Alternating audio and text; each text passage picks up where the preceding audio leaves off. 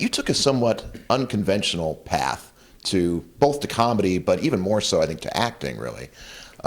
You trained as an improv performer with the Groundlings, right? Yes. Right. Started with the Groundlings. And of course, that's a form of acting.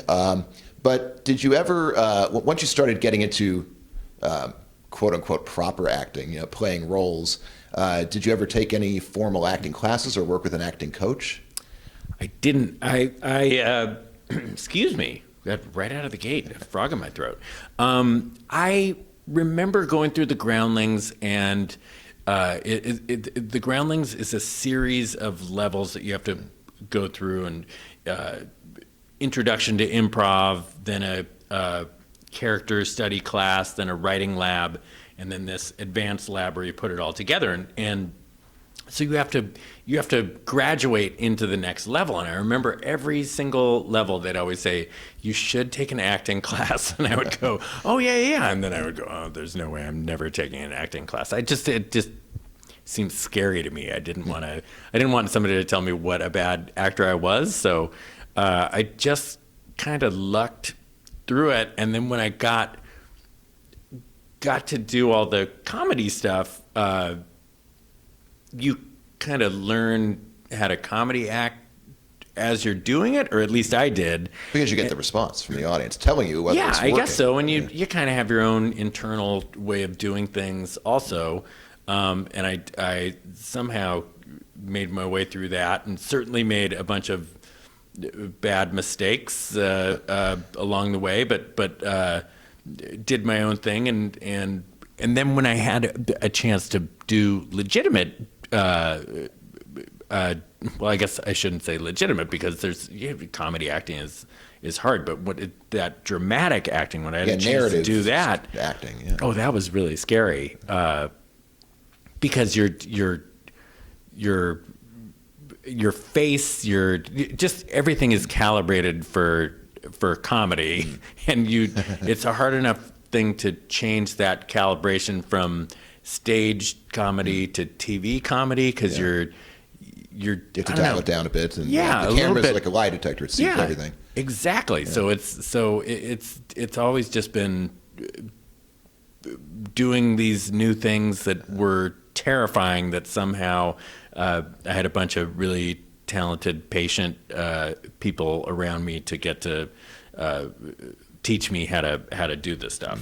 And I think there's also something about the personality of somebody who can be a performer, who is a performer at heart, that lends itself to the intuitive quality of acting, right? Don't you think? Not everyone can do it. Oh, some people are just really good at it. I still have my days when I feel like, oh, I did a pretty good job today, and then my days when I'm just kicking myself in the, it's. And I watched this movie. It's really fun because I had a delightful time doing it. But there certainly are some scenes where I'm hamming it up. They were requesting me to ham it up, so I was kind of directed in that area. But that's one of the reasons I wanted to do it, because it just seemed like it was so much fun, and there's a time and a place. Yeah. Speaking of unconventional paths, the path to this movie, I'm curious how you wound up in this film. Was it just a delivery to your agent? You read the script and that was it, or did you? Yeah, basically. Thank you. There's a little more to it than that. It was actually a very fun coincidence. I was just done with season 4 of Last Man on Earth. We were waiting to hear if we were going to get to do a season 5. That show really would take it out of me, because I was you were doing everything, writing and editing too. So I was so exhausted, and I would always need to decompress during our hiatus periods. So I was going to go to Ireland on vacation, just on my own anyway. This script showed up about 2 weeks before I was going to leave. Of my own accord. Yeah. I was originally just saying no. I don't want to do it, because I just want to have nothing but free time over there. And then I read the script, and it was just so fun and weird and quirky. And then when I heard that the guys who wrote the script were the same ones who were going to direct it, then it was a no-brainer, because there's so many little fun nuances in the script that I knew that they would. Yeah, there's they had a plan here. for. Yeah. Yeah. It sounds like it's crazy, like happenstance that script would fall into your lap. Oh yeah. Do you believe in the paranormal? Do you believe in ghosts? This is a film about ghosts, and for your character, the dark arts. Is any of that stuff seeped into you, or do you have more of a rationalist view of all that? I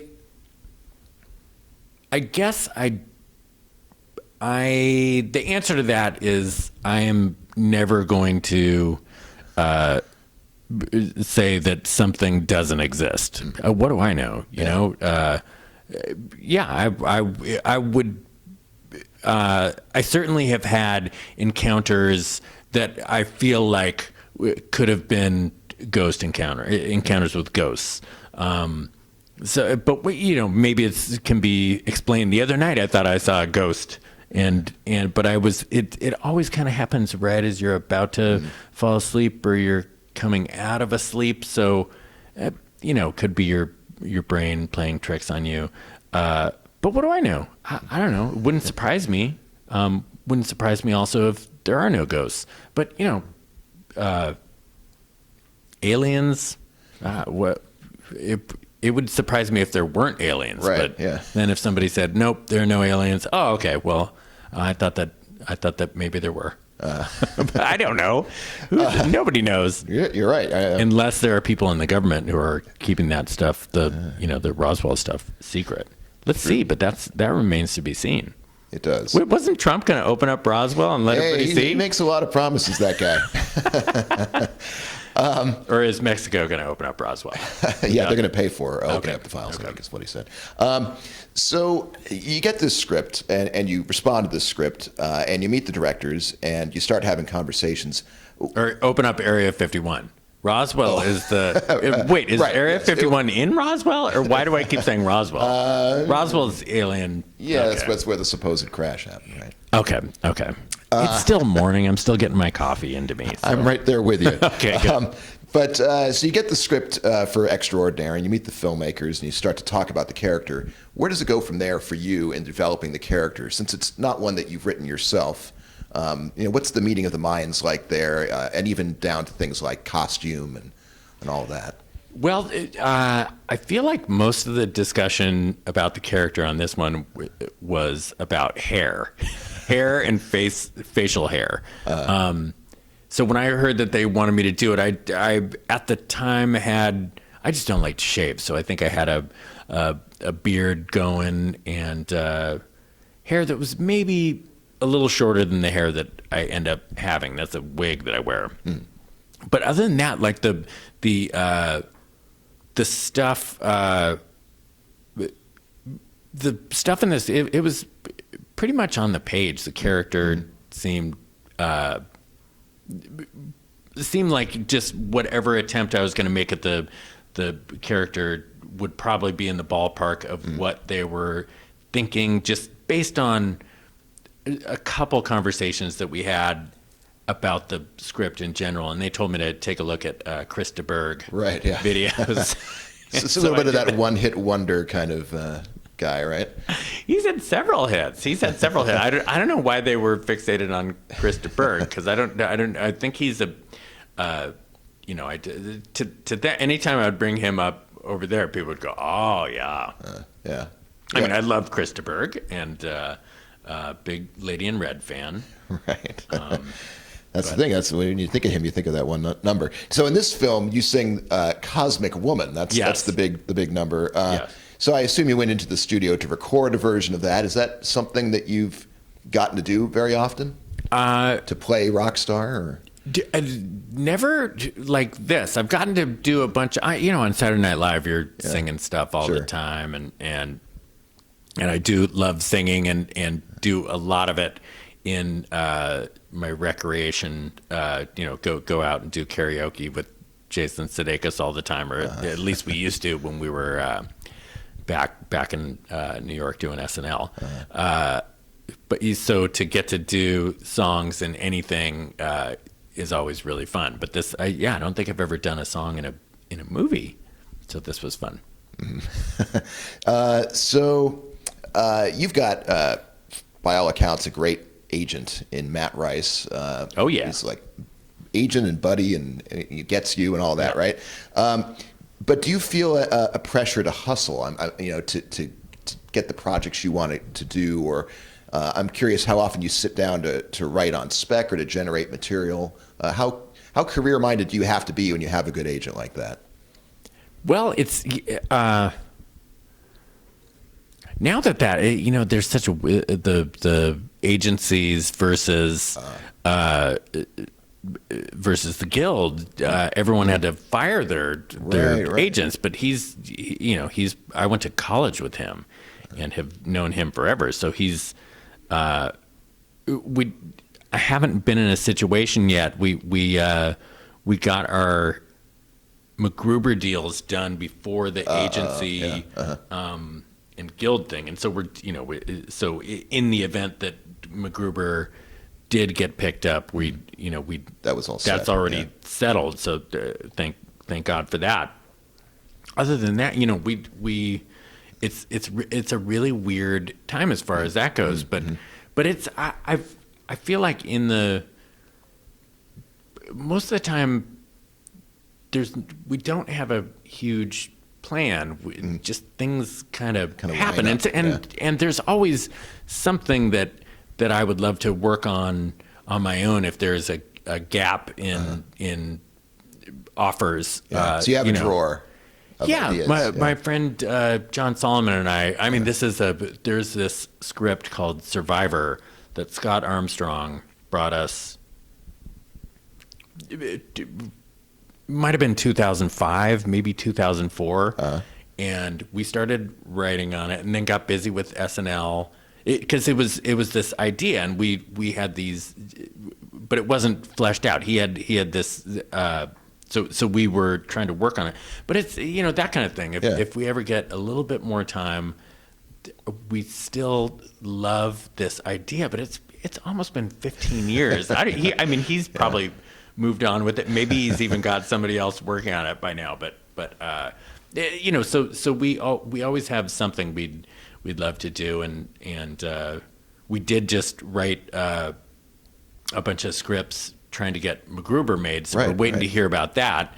So that took up some of our time, but there's always something we got kicking around. When you say you're waiting to hear, isn't that more or less a done deal for MacGruber to be a show on Peacock, or no? It was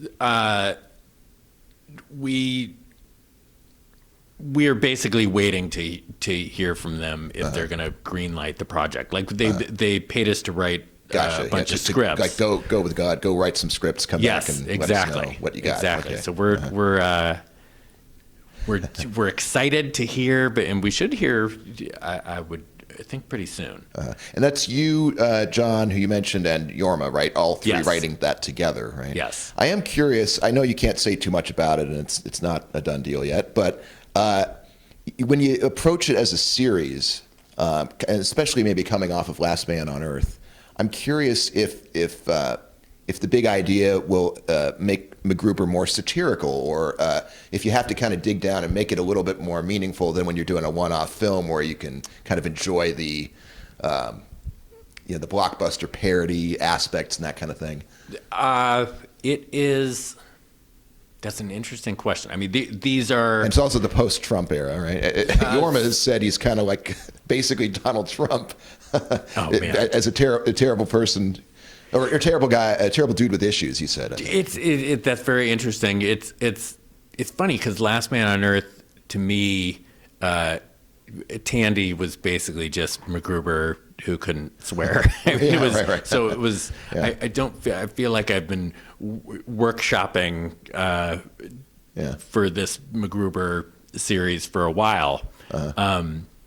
It definitely it's right in the tone of it would be. We've written enough to know exactly that the tone of the movie is the tone of the series. I think people who like the movie will enjoy the series but yeah, because it's a series, I think you dive into the the emotional, the relationships and a little bit more than you would in a movie. So yeah, it's such a which creates it's a big challenge in a tone like that, where it's kind of irreverent and filthy, to try to do some realistically legitimate emotional arcs. But I think it's also important to keep people wanting to see the series, to have stuff like that. And I think we've figured out a way to do it. We're still kind of, it's probably still what you would consider to be overdone, very overwrought stuff. But hopefully we can get it right in that zone, which is still believable, but not gonna, we're not going down a straight dramatic path by any means. But it's an interesting trajectory, right? Going from 1 minute stories to we've been all over the map with thing. This thing, but we've been so excited to get back. We've wanted to do this for so long, so it's the three of us got together and we dragged in a couple of our Last Man on Earth writers to help think up ideas. It was such a fun idea. So we're hopefully going to be able to keep moving forward. Mm-hmm. My experience with Saturday Night Live was always, the kind of zeitgeisty stuff from the show is always at the top of the show, right? That's what the water cooler stuff is, at the top of the show. But the best stuff for me was always in the last half hour. The weirdo, that was kind of weirdo stuff. Yeah, and that's kind of your pocket, right? Like to keep it weird. I very rarely would have the stuff toward the beginning of the show. In fact, I had so many friends who, people who I hadn't seen in a long time, who didn't even know that I was not on the show anymore, because they just wouldn't. It wasn't unusual to not see me in the beginning of a show when people are still awake. Can you talk a little bit about that comic sensibility, how you developed that taste for the weird and the audacious, and kind of doing comedy like you just don't care, like putting your hands in the air like you just don't care? I don't know. It was always the stuff that interested me when watching comedy. I grew up watching Letterman, the mid '80s super weird Letterman stuff, and obviously SNL was a huge part of it, and Monty Python. It just the different things. The stuff that really called out to me was all the super weird stuff, and so you get to I don't know. That was just the stuff that I found myself gravitating towards in both as a viewer and as a performer. Yeah. So I got to finish up here, but I'm going to ask. You're known for your pranks, and I'm curious. What's the last prank you played? Oh man, I'm not. I don't know that I'm a prankster as much as just an annoying friend. I don't know. What's the last prank that I played? Man, I can't even think. That's I've gotten to the age where all the discussions, usually when we go out to dinner, are like how bad our memories are. I didn't think it was going to be at the age of 49. I thought maybe 20 years down the line. But God, I can't even remember one prank I've done now. But I'm sure that once you leave the room, I'll remember 500 pranks. Right. Fair enough. Yeah. 100 episodes used to be the benchmark for success in American TV, but that's really changed, hasn't it? Now it's 67. That's the exact number we did with Last Man on Earth. Yeah. Is that the future of the industry, you think? That shorter form that used to be kind of like in England, they would do 6 episodes of Fawlty Towers in a season, and here it would be there's this pressure to crank out 22. But I think prestige TV is kind of pushing us into something that's a lot more comfortable for creators, right? It for Last Man on Earth, we didn't even do the full, the full 22, right, 24 that people would do. Back when I first started writing, that was 70s show. I feel like we would do 24 even, or more than that. So 18. Oh, that's my belly rumbling. I'm sorry. So we would do 18, and it was so hard to do 18. So if we get to do this MacGruber, it's only 8, and it's been so great to get to write a shorter order like that. Yeah, it's a good rhyme there, shorter order. Just because I don't know. You can already, once you're starting, see the finish line, and it's just easier. You don't have to. I think you're able to really do better quality control. And you're not seizing up like, I gotta get make so this even work. when we would do Last Man on Earth, we were the ones who originally requested that we do it in 2 chunks. When they asked us if we would do 18 instead of 13, we said, okay, well, if we can do, a 2 9-episode chunks, then that could work. But if not, it just seemed like there's just so much to, you'd hit this. There's this point you hit where you just don't have great ideas anymore. So even with the 2 different, 2 half seasons, there would always be this little lag area, and it would usually be like episode 12, 13, 14, somewhere around there. Where the coffee's just not wasn't working your anymore. best. Yeah, you'd be getting to the end of the season. You weren't close enough to the end where you got that kick of adrenaline from seeing the finish line, but you just were tired. Yeah, exactly. You put it perfectly. Coffee doesn't work anymore.